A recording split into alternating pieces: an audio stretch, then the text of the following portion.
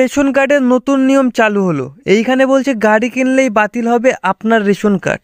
তো সেই ক্ষেত্রে আপনার মনে এখন প্রশ্ন আসতে পারে যে আপনার তো আগে থেকেই বাড়িতে গাড়ি রয়েছে, তো আপনার জন্য এখানে কি বলছে? এইখানে বলছে আপনার যদি আগে থেকেই গাড়ি থাকে সেক্ষেত্রে কি জরিমানা হতে পারে আপনার, নাকি শুধু বাতিল হবে আপনার রেশন কার্ড। তো সবার প্রথমে আমরা জানবো ফুড সিকিউরিটি কি বলছে এই রেশন কার্ড সম্পর্কে। এইখানে বলছে আপনার ক্ষেত্রেও নেওয়া হতে পারে কড়া ব্যবস্থা। রেশন কার্ডের নিয়ম না মানলে ব্যবস্থা নিতে পারে কর্তৃপক্ষ। সেক্ষেত্রে কি জরিমানা হতে পারে আপনার, নাকি বাতিল হবে আপনার রেশন কার্ড। তো সেটা জানতে হলে আজকের এই ভিডিওটি আপনাদেরকে সম্পূর্ণ দেখতে হবে মনোযোগ সহকারে। এবং ভিডিওটি শুরু করার আগে আপনাদের সকলকে একটি রিকোয়েস্ট করতে চাই। আপনাদের মধ্যে অনেকেই আছেন যারা আমার চ্যানেলে নিয়মিত ভিডিও দেখেন কিন্তু আমার চ্যানেলটি সাবস্ক্রাইব করতে ভুলে গিয়েছেন। তাদের উদ্দেশ্যে জানাচ্ছি তারা প্লিজ আমার চ্যানেলটি সাবস্ক্রাইব করে পাশে রাখা বেল নোটিফিকেশনটি অন করে রাখুন পরবর্তী ভিডিওর নোটিফিকেশন সকলের আগে পাওয়ার জন্য। তো যেহেতু গাড়ি কিনলেই রেশন কার্ড বাতিল করে দিতে চাইছে সরকার, তো সবার প্রথমে আমরা জানবো যে এই রেশন কার্ডটি আসলে কাদের জন্য। তো এখানে বলছে আজও ভারতে এমন অনেক মানুষই আছেন যারা দুবেলা দুমুঠো খাবারের ব্যবস্থা করতে পারেন না।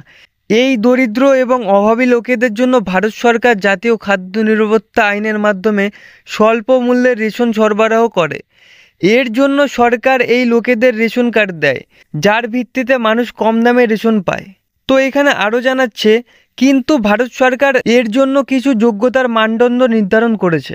যারা যোগ্যতার মানদণ্ড পূরণ করে শুধুমাত্র তারাই রেশন পায়। আপনি যদি একজন রেশন কার্ড হোল্ডার হয়ে থাকেন এবং নিয়ম আপনি জানেন না, তাহলে সমস্যার সম্মুখীন হতে পারেন আপনি।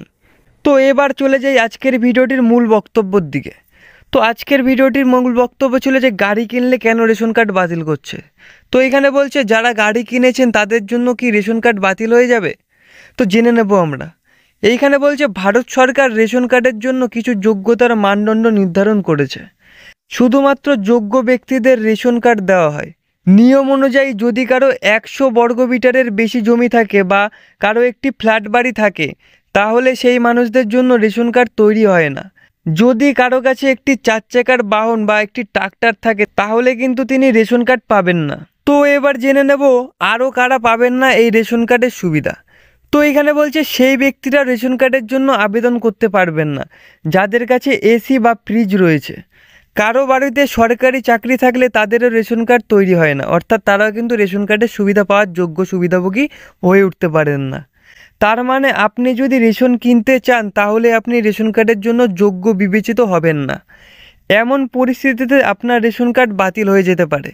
তো বোঝা গেল আপনার বাড়িতে যদি 2-4 চাকার গাড়ি থেকে থাকে, আপনার বাড়িতে যদি ট্রাক্টর থেকে থাকে এবং আপনার বাড়িতে যদি কোনো কেউ সরকারি চাকরিজীবী হয়ে থাকে এবং সবশেষে আপনার বাড়িতে যদি এসি বা ফ্রিজ থেকে থাকে তাহলে কিন্তু আপনি রেশন কার্ডের একজন যোগ্য সুবিধাভোগী হয়ে উঠতে পারবেন না।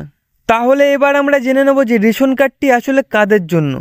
তো এখানে বলছে কেউ যদি গ্রামীণ এলাকায় থাকেন তাহলে তিনি শুধুমাত্র তখনই রেশন কার্ডের জন্য আবেদন করতে পারবেন যেখানে তার পারিবারিক বার্ষিক আয় 2 লক্ষ টাকার কম হবে।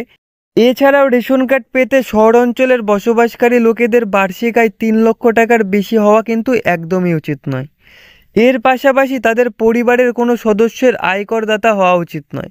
যদি কেউ ভুল উপায়ে তৈরি রেশন কার্ড পেয়ে থাকেন তাহলে তা সিলিন্ডার করাই ভালো, অন্যথায় আপনার বিরুদ্ধে ব্যবস্থা নেওয়া হতে পারে। তো আজকের এই ভিডিওটির মাধ্যমে বোঝা যাচ্ছে যে রেশন কার্ড সম্বন্ধে কড়াকড়ি ব্যবস্থা নিতে চলেছে সরকার। তো যাই হোক, এরই সাথে আজকের ভিডিওটি এখানেই শেষ করছি। আপনাদের সকলকে অসংখ্য ধন্যবাদ জানাচ্ছি ভিডিওটি এতক্ষণ ধরে মনোযোগ সহকারে শেষ পর্যন্ত দেখার জন্য। এবং রেশন কার্ডের সম্পর্কে আরও বিস্তারিত জানতে হলে আমার চ্যানেলটি সাবস্ক্রাইব করে পাশে রাখা বেল নোটিফিকেশনটি অন করে রাখুন পরবর্তী ভিডিওর নোটিফিকেশন সকলের আগে পাওয়ার জন্য। আজকের মতন এখানেই শেষ করছি।